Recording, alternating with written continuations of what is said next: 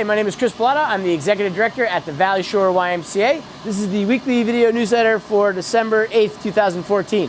I wanted to give you a quick Prymas Pool update. We are actually under the Prymas Pool at the scene of the crime. We have ordered the replacement part for the heat exchanger, which is the unit that takes our water that comes in from the city, heats it up, and heats the Prymas Pool to 86 degrees. And that part was original in 1974 and is well past its useful life. And after doing an inspection with our vendor last week, we determined that it was actually at a critical state. I don't know if you can't see all the equipment down here, but I'm in the middle of a lot of our mechanicals that control all the heat and especially the electricity for the building, and for safety for both employees and for the building, we determined it's time to replace that part. So we've ordered that part immediately, but it takes about 4 to 6 weeks for them to manufacture it, ship it, and only 2 days for us to install it. However, with the holiday season upon us, it does delay construction time. We have called and begged and pleaded and doing our best to keep the vendor on track. But realistically, it's about a 4-week to 6-week install. So we don't want to close the Prymas Pool down, obviously, because we have so many people that take swim lessons and senior aquasize classes and do their therapeutic laps in there. We are trying a number of things to keep that pool open.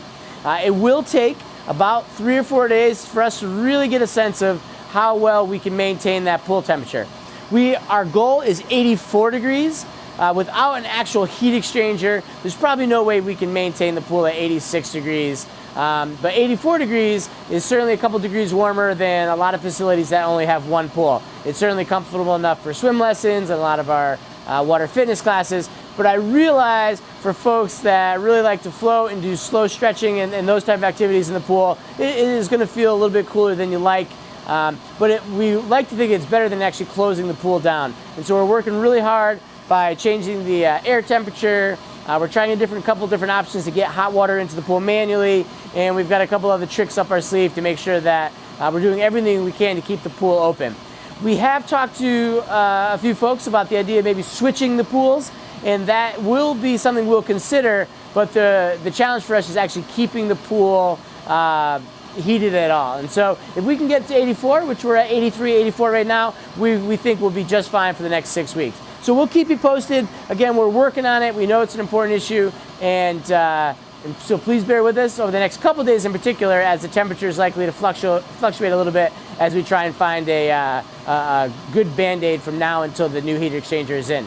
That heat exchanger is about $27,000, so it is a pretty big investment for us, but it's well needed, and it's what we need to do to keep the pools open. I wanted to tell you about the Shoreline Slimdown, which is a program we're starting on January 25th. It's a team-based weight loss program, very similar to The Biggest Loser, which you've seen on TV, and it's the revamped version of the Thinner Winner contest, which we did last year. It's a 12-week program that you progressively increase your cardio and strength minutes with your team, and then each week we'll send you out a mystery or bonus challenge on Sunday nights for your team to complete. So one week it might be a plank challenge, another week it might be something to do with jump roping, but the idea is to keep it fresh and fun and interesting over the course of 12 weeks.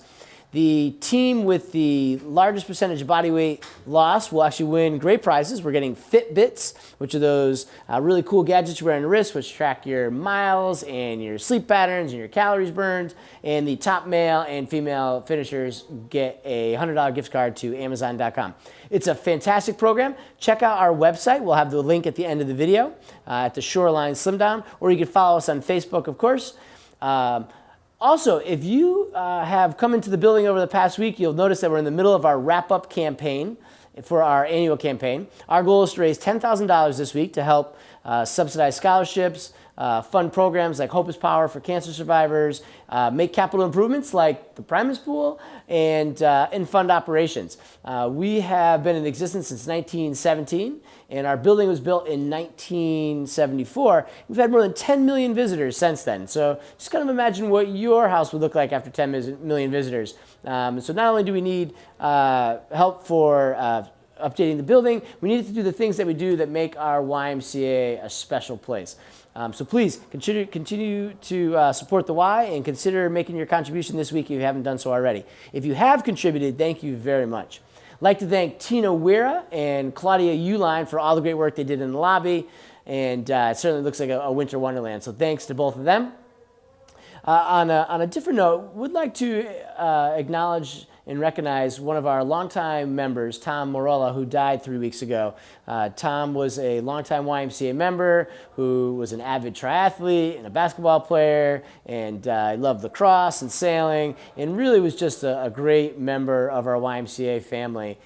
We are very honored that Tom's family has asked that all of donations in Tom's name be made to the YMCA, and we are going to be funding a drinking fountain in the gymnasium, which was Tom's favorite place at the Y, in his name. If you'd like to contribute to Tom's fund, if you're a friend of Tom's and you want to help recognize Tom, you can do that as well directly with the link posted at the end of the video.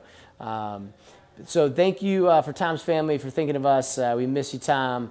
And thanks to everyone for being a loyal YMCA member, and we'll see you next week.